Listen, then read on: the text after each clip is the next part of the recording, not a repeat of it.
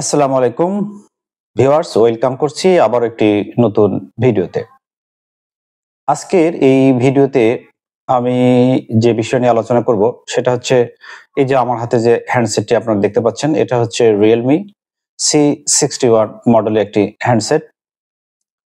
এই হ্যান্ডসেটটিতে আজকে একটি প্রবলেম হয়েছিল, যে প্রবলেমটি আপনাদের সামনে আমি শেয়ার করতে চাচ্ছি।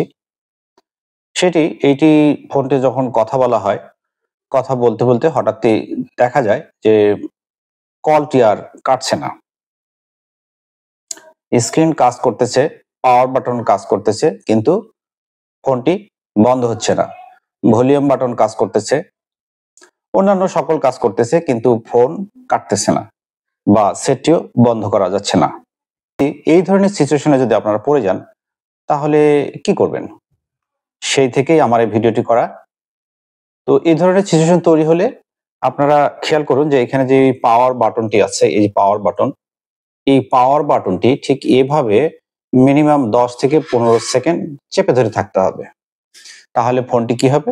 ফোনটি অটোমেটিক রিস্টার্ট হবে, অর্থাৎ বন্ধ হয়ে আবার চালু হবে।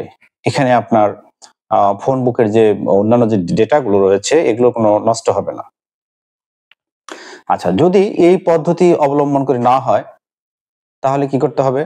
তাহলে যেটি রয়েছে, এই যে ভলিউম বাটনটি রয়েছে, এই ভলিউম বাটন এবং হচ্ছে এই পাওয়ার বাটন দুটি একসঙ্গে মিনিমাম 10 থেকে 15 সেকেন্ড পর্যন্ত চেপে ধরে রাখতে হবে। তাহলে দেখতে পারবেন আপনার ফোনটি রিস্টার্ট হয়েছে।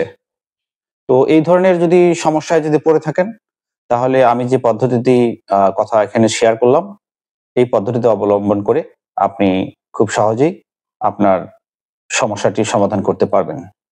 তো ভিডিওটি যদি ভালো লাগে, অবশ্যই আমার ভিডিওতে একটি লাইক দিবেন এবং শেয়ার করে অন্যদেরকে দেখার সুযোগ করে দিবেন।